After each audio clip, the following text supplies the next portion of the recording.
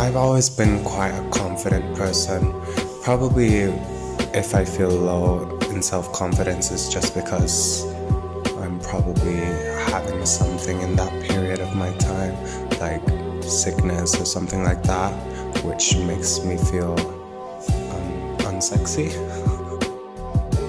I show myself self-love, especially when I do my skincare.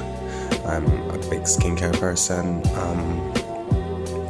and I just try to take care of myself and my body and my health mainly.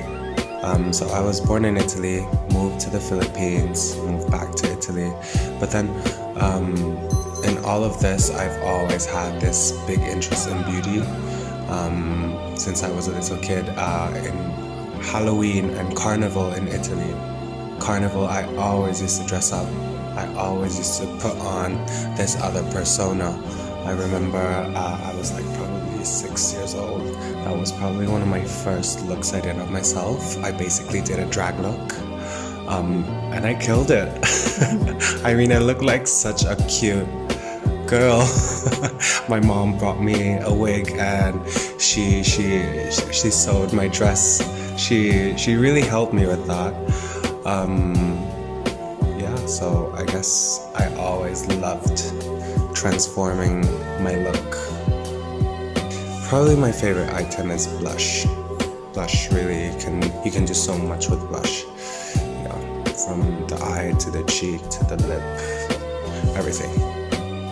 For me, makeup really is like a tool for me to really get into a mood, into some kind of another persona almost of myself. Try to find what makes you feel good. Starting from the most simple things, I guess. So like just even waking up in the morning and just spending a few more minutes taking care of yourself. So what makes me feel sexy?